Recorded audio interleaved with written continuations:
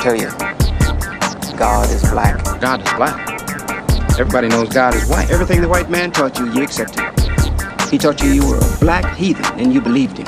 He taught you to worship a blonde, blue-eyed Jesus with white skin, and you believed him. He taught you that black was a curse, and you believed that. Did you ever look up the word black? Hey, what's good, YouTube family? This is God Bless One. Thank you for watching another podcast of Ismokehiphop. Let's get into it. Listen, guys, I was in a barbershop today, and I was getting a tape, and I know it's the weekdays. It's not the weekend, so it was not a lot of people in there, but it was probably around 7 to 8 people in there. We're all grown-ups. A lot of these dudes are older than me, right?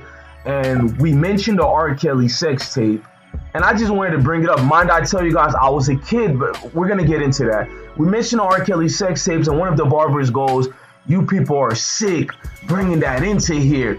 But mind I tell you, this is the same guy who for like the last 3-4 years who will always bring up R. Kelly and the infamous sex tape and this and that. Oh, that nigga guilty. That nigga this and that. And my thing is, I'm not defending R. Kelly. I think R. Kelly is guilty 1,000%. I think R. Kelly is a disgusting pedo, whatever you want to call him. But my thing is, how would this guy know R. Kelly is guilty unless he's seen the sex tape? Now let me break it down. I seen the R. Kelly sex tape when I was a freshman in high school. Let me say that again. Actually, I'm going to be honest, either in 8th grade or a freshman in high school was when I seen the R. Kelly sex tape. And I admit to it. But I was a kid. But when I see these grown men trying to, you're doing too much in lying, bro. You're doing too much acting like you didn't see it. If you want to ask me, I think 98% of the people who say they didn't see the sex tape seen it. And another part of me think 100% of everybody seen the sex tape. And if you guys want to be true, if you watch the sex tape and you were over the age of 18 or 17 and up, I don't know what your stage criteria were. Listen, you were watching child pedophilia. Yes, nobody want to talk about it. I seen DJ Vlad, Detective Vlad interview. He should be charged right now, wrong or right, talking about, I didn't see it for all that. I just wanted to see was he guilty or not. But my nigga, you seen the sex tape. So, and I'm not trying to snitch on anybody. I'm not trying to call the cops or anybody. I'm just trying to bring the point. Anytime we try to speak on R. Kelly and the infamous sex tape, it's always an overgrown weirdo trying to make it seem like he's so innocent, and people like you and I who were young at the time, and even if you were old, I'm gonna keep it real. I could care less. That kid is not my children, which I do think kids should be protected. But my thing is, I'm not here to attack anybody and arrest anybody. But when you do this and you attack anybody who bring up the sex tape, I look at you with a side eyes like, who are you really behind the scenes? And why are you so defensive, when it comes to this subject? First of all, we're not going to talk about all these other white people who have done far way worse over the years. All these white counterparts, especially Tyler, the lead singer of Aerosmith, who adopted his wife when she was 13. He had to adopt her because she was underage. Then he got married to her when she was 14 years old. We can talk about Elvis Presley doing the same damn thing, meeting his girl when she was 12 years old, and he married her when she was 14 years old. We can go all the way to disgusting Woody Allen, adopting kids when they were his Asian wife when she was 2 years old. Then he married her around when she was a teenager or whatever it was. That's disgusting, but we don't talk about it. But anytime a black person brings up R. Kelly, whether they're defending him or whether they're just saying, how come we don't talk about the white counterparts the same way? It's always an old coon or even a young coon, because I see a lot of young people doing it as well, going on all these attacks like they care about kids. But when they come to the R. Kelly sex tape, they're trying to separate themselves quicker than white trying to separate themselves from white. And it doesn't make any sense. Just like the comment I just said, brother, sister, whoever you guys are, stop lying. All you people seen the R. Kelly sex tape. And if you guys are like me, when I seen the sex tape, I'm gonna be honest with you guys. When I was a young kid, even when I was 9 years old, I love older women. To this day, I love older women still. My wife is younger than me.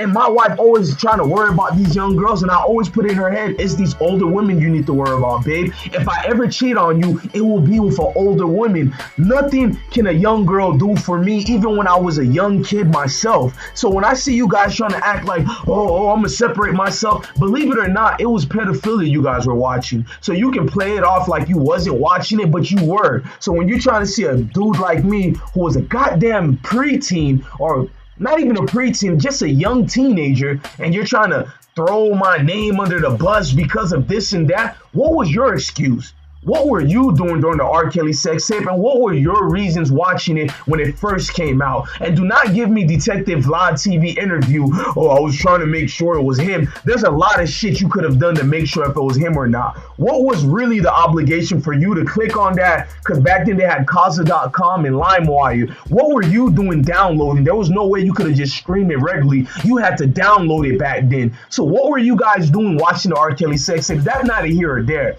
All I'm saying is, I'm seeing all these wannabe activists of pedophilia and wannabe this and that. When are we going to talk about Woody Allen? When are we going to talk about Harvey Weinstein? And no, not the bullshit attacks they've been doing, but the real shit he's been doing behind the scenes, and all the other men in Hollywood. Do you know when I did a research, I stopped doing the research because when I got to 138 different white men in Hollywood who's been guilty of this, I was like, Jesus Christ, Pandora box has just been opened, ladies and gentlemen. But you Negroes and coons need to cut it out. If we want to throw attacks, I have a right to call a lot of you guys out. What were you doing watching the R. Kelly sex tapes? That's what a lot of us would like to know. What were you guys doing? Exactly. Cut it out. And yes, if you guys are all wondering, that young lady is older than me. Yes.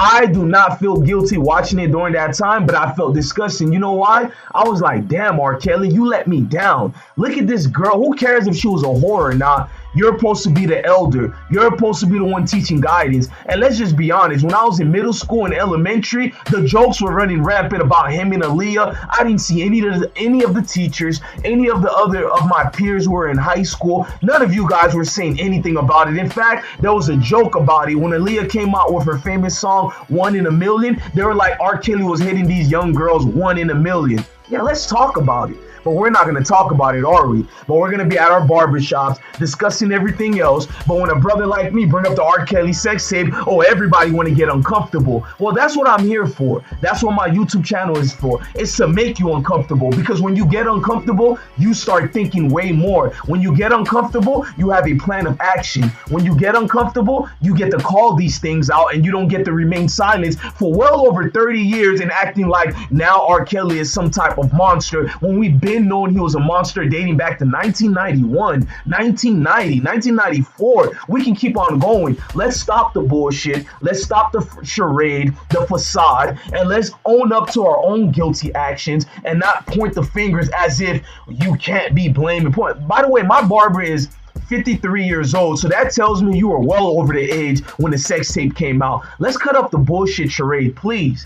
I'm your God bless one. Love your family, love your kids, and stay blessed. It's been real talking about these issues with you guys. One love, everybody. Hey guys, if you feel free to donate to my Cash App and my PayPal, I'll much appreciate it. But just remember, if you guys don't have the fun and don't care about donating, I don't force anybody to. Well, what I would love from you guys is to hit that subscription and also hit the notification box. Look to your left, look to your right, hit one of these great videos. And just remember, guys, my channel is nothing without you guys. And I always make sure you guys remember that. I'm somebody today because of you all. Thank you for supporting.